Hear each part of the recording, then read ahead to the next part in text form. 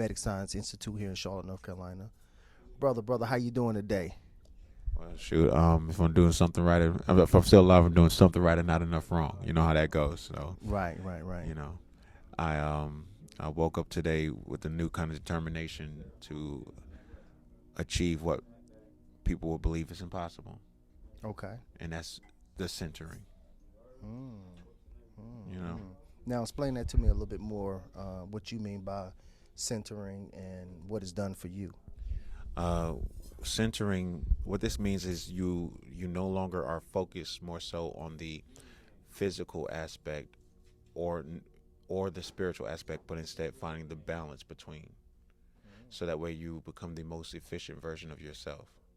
Had you not the ability of centering, you cannot open your mind or quiet your mind long enough for you to expand your horizons or to see the possibilities that are around you. In a place of infinite possibilities, it's important to center yourself. Good. I like that. I like that how it sound. I work on a lot of centering myself. So right now, I know you do a lot of things here at the Kemetic Science Institute. Why don't you explain to me some of the things you do?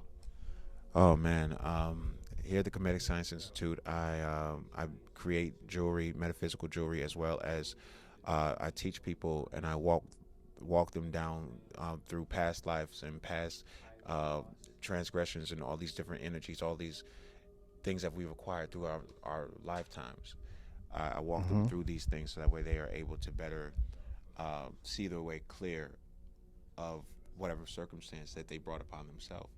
Because I've come to realize through study and as well through meditation, and from the conversation that we have, which I'm coming to accept this as well, is Okay. mentalism is a very big part, Great principle. yes, in a lot of people's universe.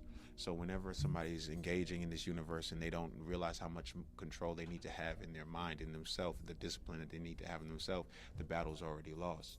Mm. In order to win the battle, you have to first embrace, you have to become the hero We of talk your about that own. a lot. Absolutely, you have to become the hero in your own world. You understand? So yeah, Great point. full circle though. Full circle, full circle. Listen, we always come in full circle. We're gonna continue to come full circle, and we're gonna continue to uplift this world with this beautiful message because, hey, the mother is on her way. That's all I Absolutely. can say. And as the he comes on her way, and as we continue to wake up and elevate ourselves in consciousness and Yes. subconsciousness, I Yes. know a lot of the community talks about consciousness and say that we're the conscious community, but I've been listening to some brothers and it's kind of been resonating with me. I've been kind of looking at things a little bit differently because they talk about a lot about the consciousness is really where everybody is. We're all conscious. We're aware Mm-hmm. of our surroundings, our Yes. environments, but they're talking about more so what we really refer to is the subconscious and the awakening of the subconscious. What do you feel about that? I will tell you right now, a lot of what we know of conscious and subconscious have been skewed. They're not correct. To be able to program something, it must be deficient in some fashion. When you're holy, when you operate in holiness, that means you operate without defect or deficiency, without flaw or deficiency. So your subconscious being can't be programmed because your subconscious being is the God force, the automatic force, the automated force within you that's going to automatically want to preserve you. A lot of times when you Great hear, point. mhm, a lot of times when you hear people say they're trying to program their subconscious, they don't realize that the subconscious is already operating perfectly. It's the conscience that Mm-hmm. compromises what the subconscious would already have you doing. All the So time. whenever you're really trying to get to that center and find that point where you start to control these things, you're going to have to first program the conscience. Mm. You So you know, got to program the conscious to get to the to get to the subconscious. subconscious, to get Great access point. so that way you step out of the way of the subconscious. Because the Right. subconscious already is leading you down there to the path to what you want to get to. Your subconscious knows your greatest, what you want to be since the time you were born. But your Right. conscience is the only thing that says, instead of you going to the store and like Jack and the Beanstalk, perfect example. Instead of him going to the store, Mm-hmm. like his mama said, and just getting the little bit that he was designed to get, and coming back and showing his mom that he was responsible and able to do that, he let his conscience come into play because he was so interested in the possibility Mm. of there being more. Mm. when really everything that he would have had or wanted would have already been granted to him if he would have just followed his subconscious the entire time. Right, right. Come on I now. know for me, when we get into that, what comes to mind is the conscience is tied to the mind, Yeah. and the mind is, I refer to as the monkey mind. Carnal It mind. jumps all over the place, right brain, left brain, red shift, blue shift, all day, every day on every subject. And so I think that as we has been incarnate, in these cars, that we have been kind of manipulated into eating carnage, Carnage. Come on, man. and Oh my and goodness. this carnage Carnage. and this Oh, carnage has put us in a cage. carnivore. Come Carnivore. on. There you All go. right. Listen. And You- as and please as preach. and Talk to 'em. as we became carnivores, we became animalistic. Mm-hmm. And Let's what separates us really from an animal? What separates us from the animal is our capacity of understanding, our intellectual capacity in itself, The mind. the mind. Let's keep it simple. Absolutely. So the mind has taken over the whole being. Absolutely. The mind has tricked the god beings and goddesses to think, because the mind is tied to this physical reality. The mind is tied to everything physical. Yep. It's tied to identity. And so I feel that the mind has taken over and made us really, really, really think that this physical car is it. It's the being. So now the mind has tricked the God in thinking that the mind is the God. Yep. But the mind is very fallible. The mind is a just direct jumping result. everywhere. It's trained by the environment. Would you say? The environment, the mind Right. in itself. Whenever you're engaging in your talking of matters of the mind, you have to recognize that the mind has been shaped by the environment. So had the environment been different, the mind would have been different the entire time. So Right. if you want to operate in something, you have to operate in the conscience, because the conscience is not operating in the mind. To be inside of something means you're already doing something wrong, That's right. because you have to think outside the box to even be able to adopt this concept, Right. And to see all angles. to see all angles. You have to be outside of something. Yes. So the consciousness is outside of the mind. It's outside of the mind. So, yeah, The come on now. conscience is Come on now. always witnessing the on now. mind As an observer. as an observer. And that's what's it's very important for people to come But to let me this say realization. something though. Go ahead. There's an observer that observes the observer.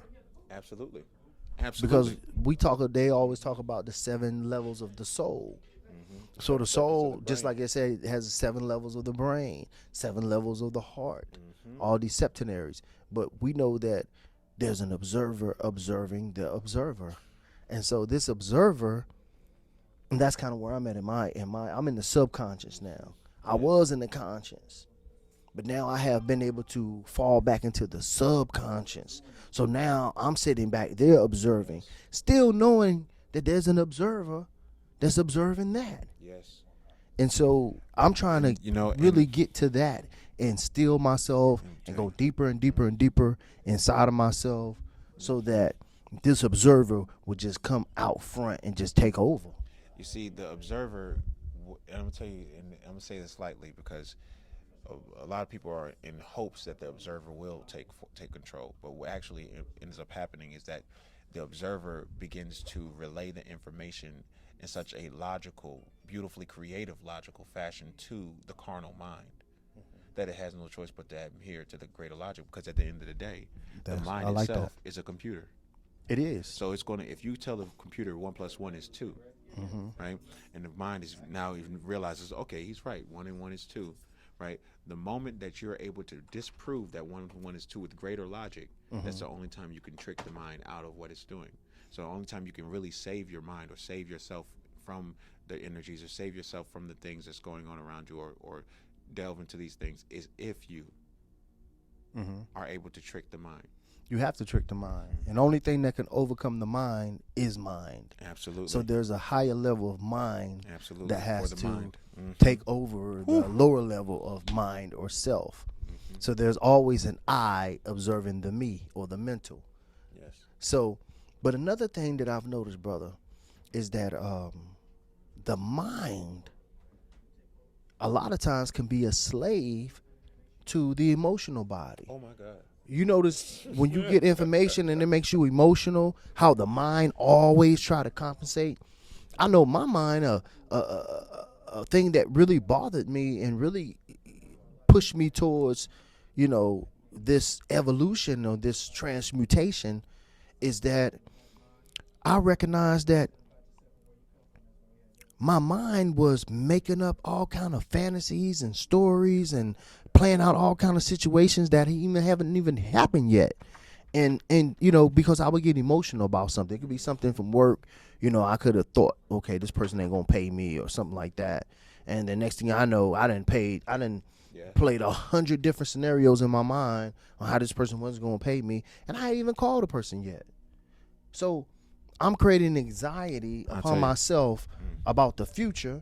And then I noticed that I would be in the past, thinking about things that's already happened. And it causing me an anxiety. And this was the mind doing this all the time. Go ahead, brother. What happens when your mind is going through that? You have to remember what your soul is. Your soul is a light body, and a light that goes out of control is what is occurring when you're starting to what people would call losing your mind.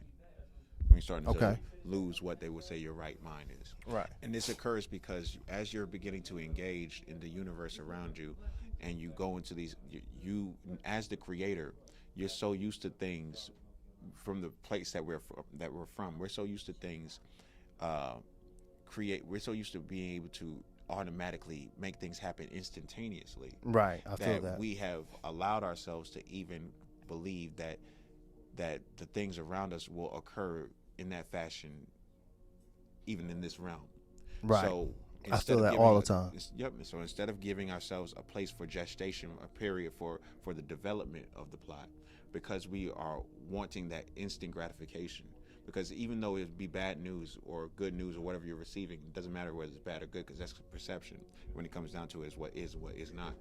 But even though you're receiving this information, receiving these power, like receiving that, you still have to give it a time to develop, so that way you can not operate in what you have created more so than what that person's going to bring to you, because you're still codependent on their existence. Had they not been had there not been a codependency, you would not have them in your world. You would not have them around you to learn from them, to embrace their faults as well as they embrace yours. So that way, when you bring your strengths forward, it's easier for you to then develop into what you're designed to be. Make perfect sense to me. Make perfect sense to me. I know that we're just coming into 2019. It's February right now. Yesterday was Valentine's Day. Mm-hmm. So we know Venus, and that energy of Venus was very, very, very strong. Heart chakra. Mm-hmm. What do you have planned on coming in? We're still in the winter and we're coming into spring. Mm-hmm. What do you have planned for the spring coming forth in your spiritual development and cultivation? Ooh, boy.